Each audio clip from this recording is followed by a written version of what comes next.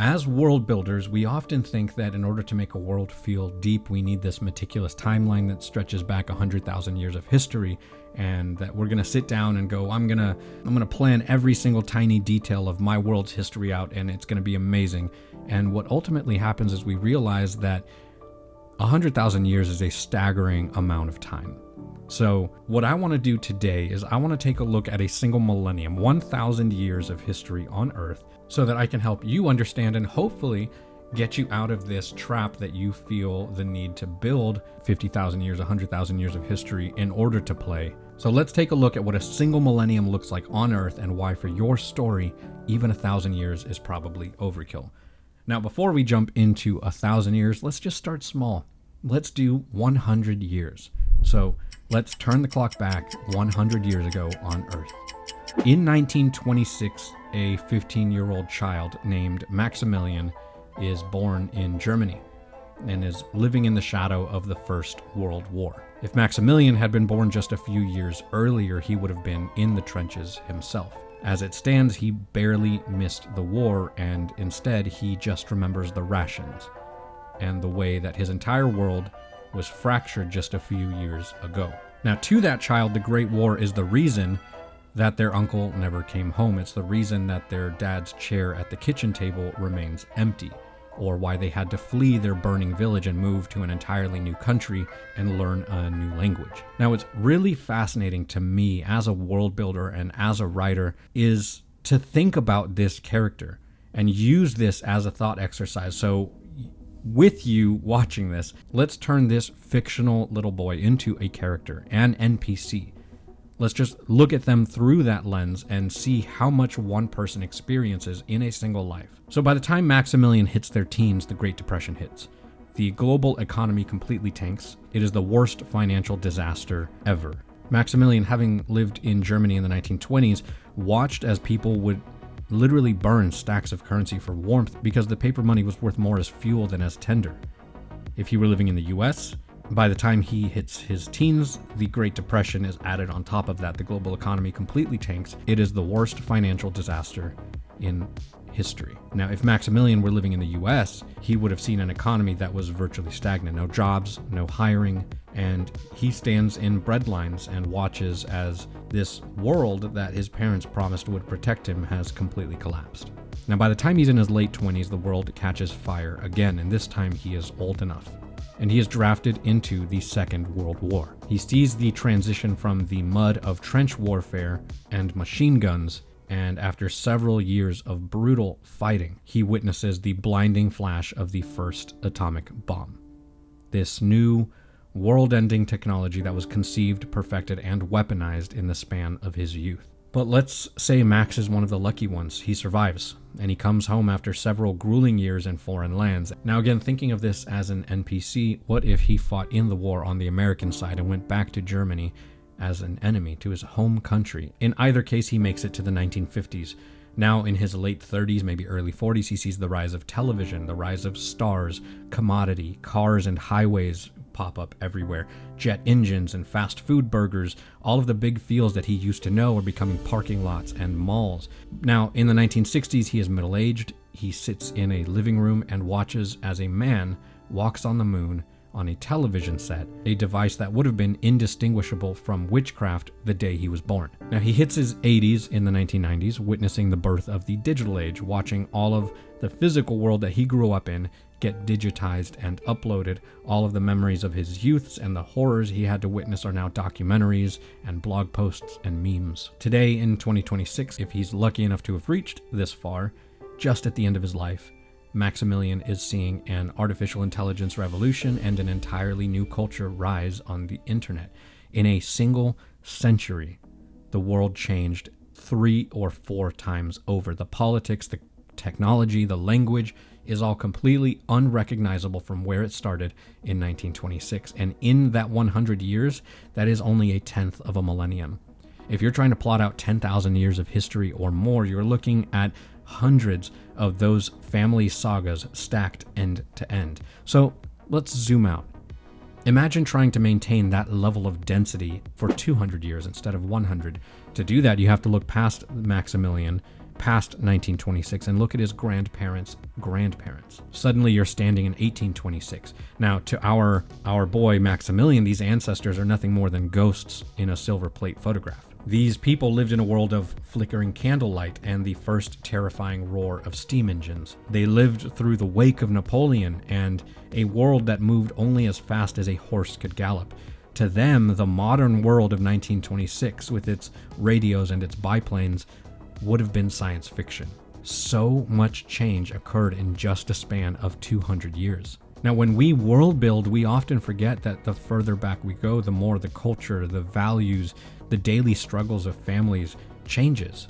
The things that they fear, the things that they pray to, it all shifts. But let's keep going. Let's zoom out again, 500 years. Now we are in 1526. That branch of Maximilian's family tree is stretching really, really thin. We're looking at the ancestors who saw the very first books come off of a printing press. They were too expensive to purchase, but fundamentally these books changed the way that people thought and took in information. They didn't have to hear about things in books from others who could read, which was usually a priest. They could now learn to read because they were now cheaper. Books were more accessible, and they could start to develop their own understandings, their own interpretations, instead of relying on the clergy or the nobility to tell them what these readings said. Maximilian's ancestors in 1526 would have watched as the Renaissance began to breathe life back into the arts and the sciences, and then this idea of freedom of thought starts to become more and more common. And remarkably, thousands of miles away on what would feel like an alien planet, this new world, the Americas, was being mapped for the very first time by Western civilization. Maximilian from 1926 is separated from these people by the total rise and fall of entire empires that he will never even know about. He is separated by the discovery of a continent that he would later call home, and in those 500 years there would be entire shifts in religion and philosophy that would fundamentally redefine the human soul and our place in the universe, and all of that was just 500 years ago, half of a millennium. So let's zoom out one last time, 1,000 years. The year is 1026. That connection to the family tree of Maximilian is almost entirely gone. We've reached a point where Vikings are a living, terrifying memory. The Crusades, which are those ancient wars that we always put on our lore, or we joke about them being extremely old, they haven't even happened yet. The world is so vastly different that the very language that Maximilian speaks in 1926 wouldn't even be understood by his own family members.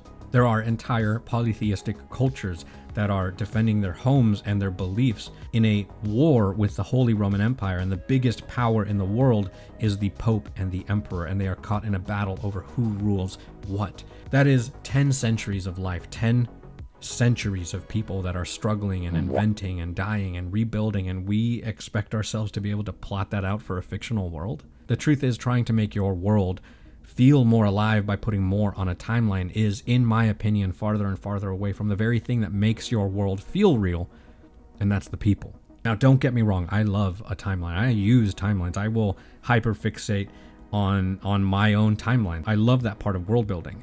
Neurospicy people, where are you at? If there's anything we can learn by looking at Maximilian, it's that there's so much happening in a single person's lifetime. I'm sure that you can even look back at your own life, no matter how old you are, and think of a few things that make your eyebrows raise. And what's more relatable to your players or your readers than that person? Because we can understand and fathom a single lifetime. We can understand that point of reference, a human connection. Hell, we might even relate to it. But after a certain point, the average person doesn't empathize with people from 500 years ago, no matter how much we try.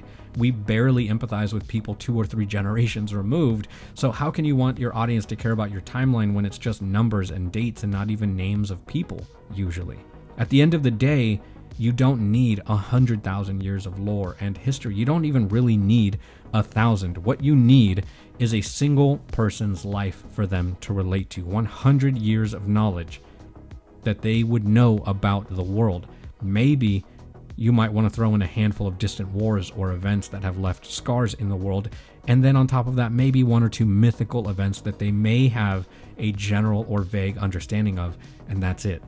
Anything more than that is extra, and it's fun, and it makes you feel good to be able to build something and be able to say, I built this from scratch. This is mine. This is my creation. But if you're a first-time DM or you're writing your first sci-fi or fantasy novel, you don't need all of that world's history. You just don't. Whether you're DMing or writing, all you need is to create a single thread from your audience to your characters, and you do that with human emotion, not with dates on a timeline. Hopefully this breakdown helps you get a better understanding of where you can shift your focus when building your worlds. For me, focusing on the individual stories, the small moments, the recent events, it all helps me make more believable characters. I can actually think about how Susan would react to her village being destroyed, or how Maximilian's people being displaced would feel to him, or the fear of being drafted into some foreign war. We have lived it. We see it right now. These stories can almost write themselves when you get into the flow of it all, when you're thinking about it from the perspective of a character instead of the perspective of a date. So my advice is to be a little more human, a little less numbers, and I think you'll thank yourself. Maybe it'll help inform your world building just a little bit. Let me know in the comments down below, what is the single most important event on your timeline that your audience can relate to? And it has to be within the last 100 years. I know, super specific question this week. Now, if you were paying attention in today's video, leave a timestamp in the comments down below with where you saw our buddy Tobias, and you might get shouted out in the next video. Why did my voice get higher? As always, thank you so much for watching. Forge on, my friends, and remember, Pepperidge Farm remembers. Remember when you hit that pedestrian with your car at the crosswalk and then just drove away? Pepperidge Farm remembers.